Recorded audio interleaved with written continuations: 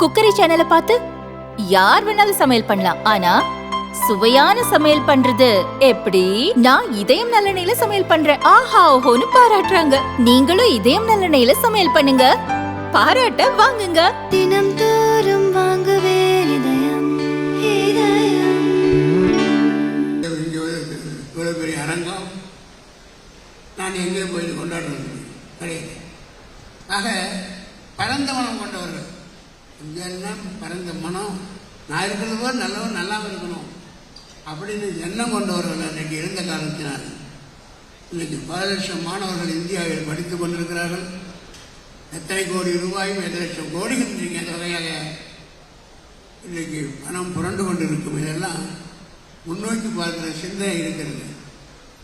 ஆகவேதான் அந்த ஆட்சி அன்றைக்கு எனக்கு என் அருமை சகோதரர் பாகத்தம்பி அவர்கள், நான் பள்ளியை மட்டும் நடத்தி கொண்டிருந்தேன். அந்த நேரத்தில் அவர் கல்லூரியில் டீச் பண்ணிட்டு இருந்தேன். அந்த நேரத்தில் இந்த மாதிரி ஒரு முடிவு தமிழ்நாடு அரசு எடுத்திருக்கிறது, ஏன் நீங்கள் அப்ளை பண்ணுங்கன்னு சொன்னார். அன்பு சகோதரர் பாகத்தம்பி அவருடைய முயற்சியால் நான் ஒரு சிறிய ஆலமரத்தில் விதை அன்றைக்கு போடப்பட்டது. இன்றைக்கு 40 காலத்தில் இந்திய அளவில் உலக அளவில் 40-60 நாடுகளிலே மாணவர்கள் படிக்கிறார்கள். இதையெல்லாம் கருவாக உருவாக காரணமாக இருந்தவர் எம்ஜிஆரும் அதிமுகவும். அந்த கட்சியினுடைய பொதுச் செயலாளராக இன்றைக்கு மரியாதைக்குரிய எடப்பாடி அவர் இருக்கிறார். ஆக நீங்கள் செல்லுகின்ற பாதை சரியான பாதை. ஊழல் தொடர்ந்து இருக்காது. எல்லாத்துக்கும் பிறந்தவர்களுக்கு இறப்பு என்று உண்டு. அவர் என்னதான் தவறு செய்தாலும், மக்களை மடைமாற்றினாலும் நிச்சயமாக ஒரு ஆட்சிக்கு ஒரு முடிவு கட்டப்படும். நேற்று கூட ஒரு பட்டிமன்றத்தை பேசினாங்க. இல்லைன்னா காலேஜெல்லாம் வச்சுக்கிட்டு கட்சி எடுத்துறாரு அப்படின்னு. கட்சி எடுத்துருக்கிறது என்ன, நான் என்ன குறைகளை தட்டி காக்க வேண்டும், அதுக்கு அமைப்பு வேண்டும். அந்த அமைப்பு வருகிற வரை எனக்கு இன்னும் வேகம் இருக்கும், விறுவிறுப்பு இருக்கும். அந்த வகையில் இந்த 86 வயதில் நிச்சயமாக தமிழ்நாட்டில் மிகப்பெரிய மாற்றம் வரும். அந்த தோழமைக்கு தோள் கொடுக்கிற பாரதிய ஜனதா கட்சி என் அன்பு நண்பர் பொன் ராதாகிருஷ்ணன் இங்கே வந்திருக்கிறார். இன்றைய தலைவர் இப்போதைக்கு மிக விரைவாக இந்த 11 மணிக்கு போகணும்னு சொல்லிட்டாங்க. அதனால தான் எந்த மெத்தடுகளில் விரோதம் இல்லாமல் தலைவர் பேசினார், நான் பேசினேன், நன்றி முடியாது. அது தொடர்ச்சியாக அன்பிற்குரிய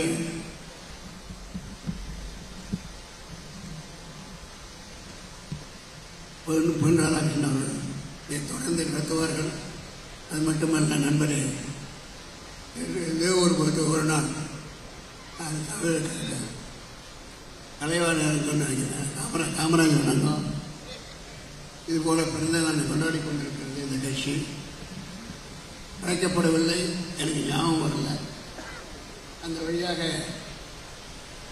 ஐஏஎஸ் பொன் ராதாகிருஷ்ணன் அவர்கள் வந்தார். எனக்கு பார்த்தா உள்ள வேகமாக வந்து உட்காந்து எனக்கு ஐசியை நம்ம கூப்பிடுறே சொல்லி அப்படின்னு குற்ற உலகோடு நான் பார்த்தேன்.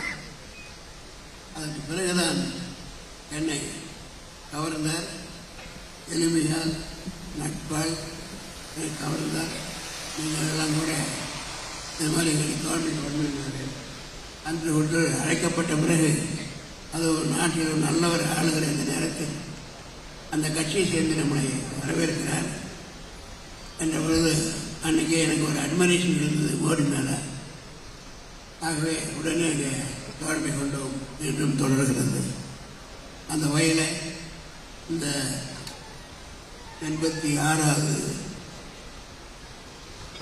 பிறந்தநாள் விழாவில் நீங்கள் என்னதான் நட்பு இருந்தாலும், அன்பு இருந்தாலும், தோழமை இருந்தாலும், மற்ற கட்சிகள் விரும்பப்பட்டாலும் நட்புக்கு கூட வியாபாரம் இருக்கிறது.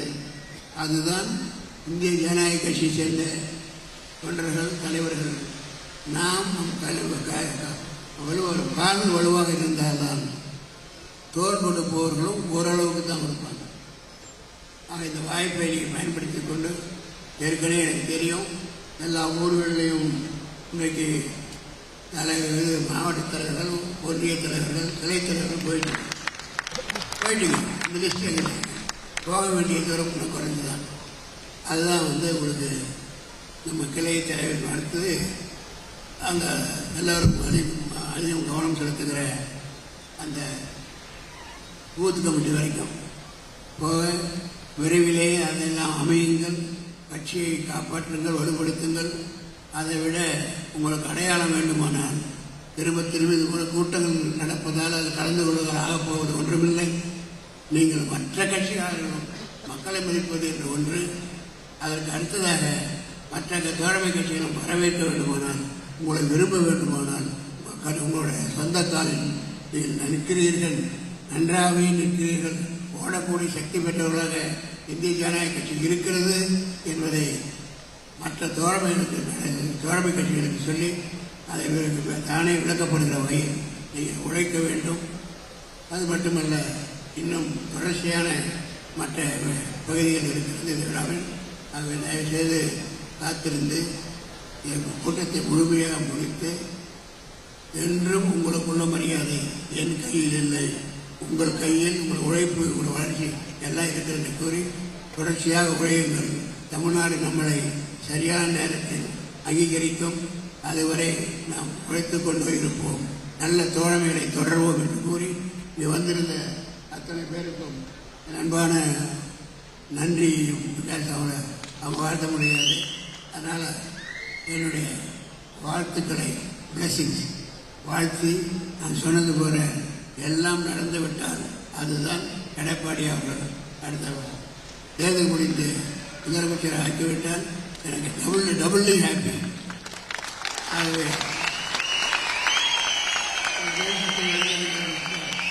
தலைவர்களை ரொம்ப கவனம் அவர் மேலே போயிடுச்சு. கோயிலுக்கு போனால் கற்பத்திலேயே போயிட்டே இருப்பேன், இதெல்லாம் மற்றவங்களும் மறந்துடும். அந்த மாதிரி அதனால் அது மற்றவர்களாம் எந்த வகையிலையும் அவர்களுக்கு ஒரு இன்ச்சு குறைந்ததில்லை. அது அவர்களையும் உங்களை அன்பாக நான் நேசிக்கிறேன், உங்களை வாழ்த்துகிறேன். எடப்பாடி வளர்ச்சி என்பது உங்கள் அனைவரின் வளர்ச்சி தான். அந்த வகையில் இந்த கூட்டத்திற்கு வந்திருந்து சிறப்பித்த என் அன்பு சங்க கட்சியுடைய தொண்டர்கள் அவர்களுக்கும் மனமார்ந்த வாழ்த்துக்களை தெரிவித்துக் கொள்கிறேன். செயல்படுங்கள். நாம் உறுதியாக தமிழ்நாட்டில் ஒரு காலத்தில்